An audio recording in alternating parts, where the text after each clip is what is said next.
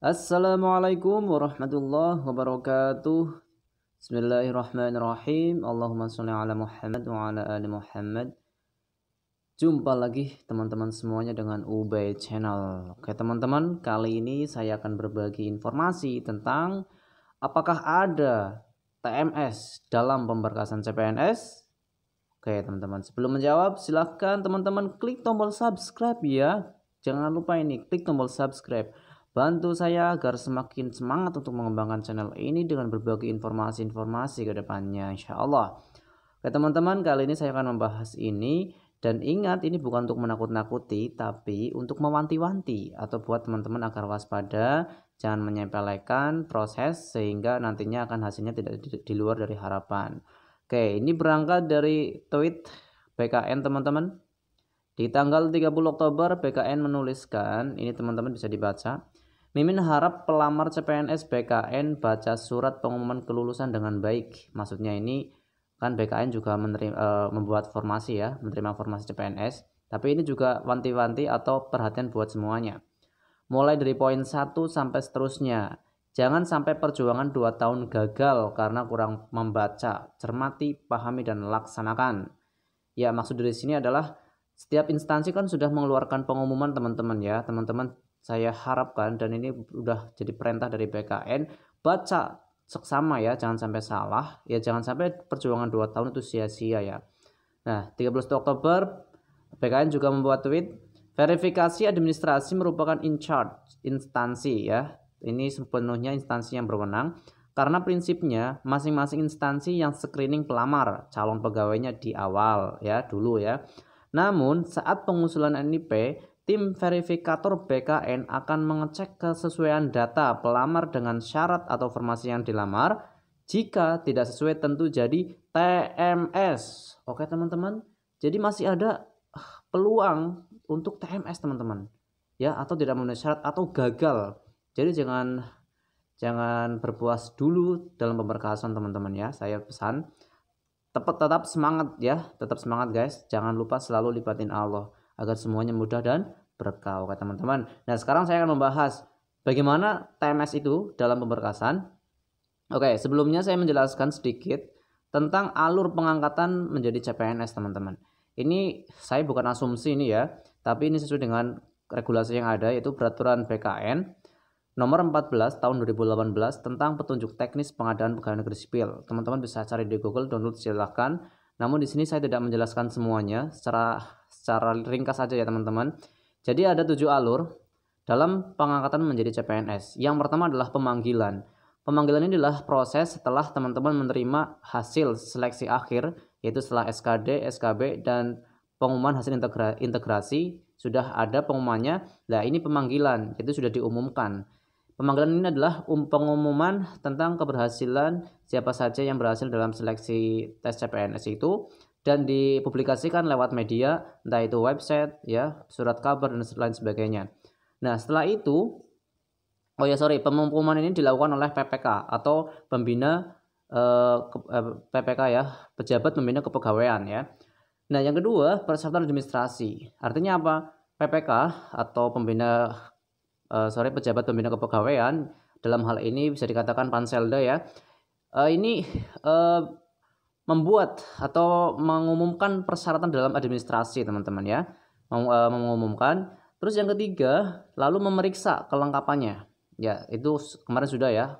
Ada 9 dokumen. 9 dokumen termasuk foto ya. Pemeriksaan kelengkapannya. Nah, setelah diperiksa oleh PPK dalam hal ini tingkat instansi, lalu penyampaian usul penetapan NIP. Ini instansi ya, di sini instansi. Nanti ini dikirimkan ya secara massal ke BKN ya. Penyampaian usul penetapan NIP dalam hal ini bisa diwakilkan dalam Kanrek ya, kantor regional ya. Nah, setelah itu dilakukanlah penetapan NIP. Ya, penetapan NIP ini dilakukan oleh ketua BKN, kepala BKN atau Kanreknya ya. Lalu setelah itu baru keputusan pengangkatan CPNS yang dimana pengangkatannya itu disesuaikan dengan golongan ruangnya ya, menyesuaikan ijazah. Nah, di sini saya akan fokus kepada hal-hal yang menyebabkan TMS teman-teman ya. Oke, jadi nggak fokus ke semuanya.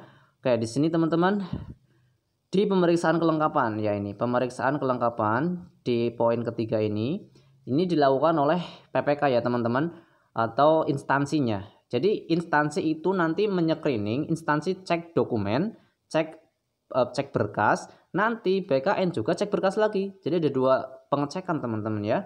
Makanya bisa aja nanti di instansi lolos, tapi di BKN itu tidak lolos teman-teman.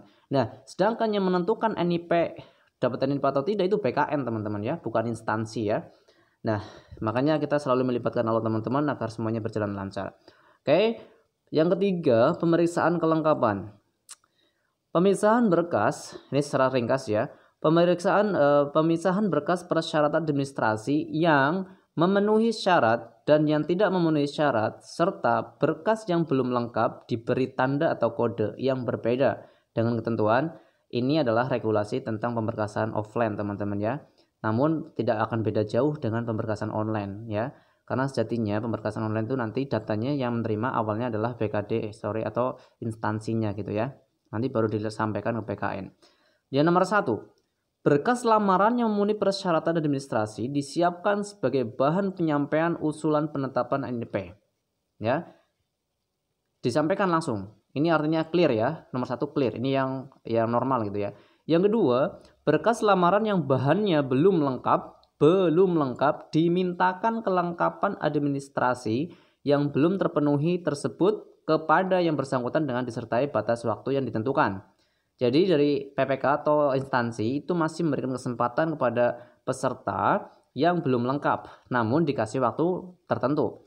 Yang ketiga, berkas lamaran yang tidak memenuhi persyaratan administrasi dikembalikan kepada yang bersangkutan dan tidak dapat diusulkan penetapan NIP-nya alias gagal ya, gagal total di sini ya. Makanya teman-teman sekarang disiapkan aja berkasnya ya, nggak usah gugup, nggak usah terburu-buru dalam arti sampai nggak teliti ya, santai aja, santai bismillah. Ya, selanjutnya yang kelima, ya kelima ini artinya yang di sini tadi, ini adalah tugasnya instansi, lalu di sini tuh dikirimkan ke PKN. Ya, entah itu melalui PKN Kanrek maupun pusat. Nah, lalu di PKN ini tugasnya di sini. Yang kelima ini penetapan NIP. Nah, penetapan NIP itu kepala Badan Kepegawaian Negara atau pejabat lainnya ditunjuk memeriksa data peserta seleksi yang diusulkan penetapan NIP-nya oleh PPK. PPK ini tingkat instansi ya.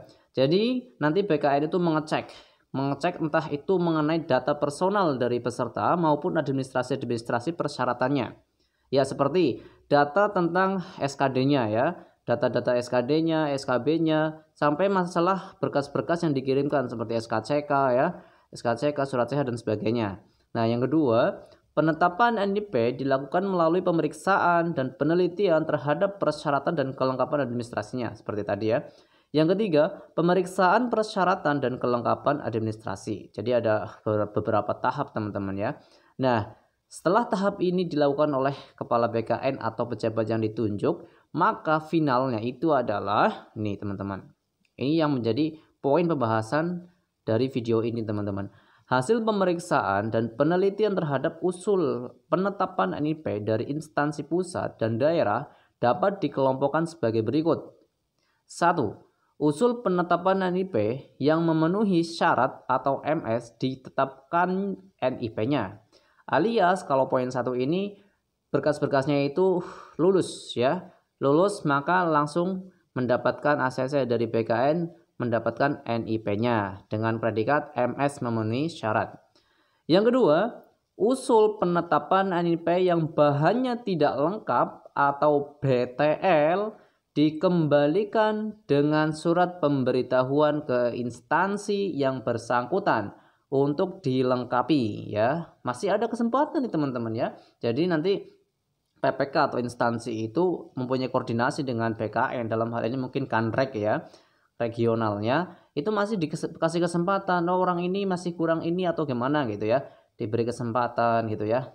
Makanya usahakan sekarang teman-teman harus lengkap gitu ya, harus dibenarkan. Apalagi kemarin di video sebelumnya saya sudah menjelaskan tentang data-data yang tidak boleh salah ya. Yang ketiga, usul penetapan NIP yang tidak memenuhi syarat atau TMS dikembalikan dengan surat pemberitahuan ke instansi yang bersangkutan dengan alasannya. Oke. Jadi di sini ada MS, dan ada TMS. Artinya apa? Setelah pemberkasan nanti insya Allah ada pengumuman tentang siapa yang MS dan atau minimal itu siapa yang TMS. Karena ini kasus di tahun 2019 kami dulu, itu setelah kami pemberkasan keluar juga pengumuman TMS teman-teman. Siapa yang TMS? Jadi nggak diumumkan semuanya ya, nggak diumumkan semuanya. Jadi yang keluar tuh hanya pengumuman TMS, siapa aja yang TMS. Entah itu karena kualifikasi pendidikan maupun hal-hal yang lainnya ya. Nah sehingga nanti setelah TMS keluar barulah nanti kita resmi jadi CPNS ya dan yang lainnya. Oke teman-teman ya.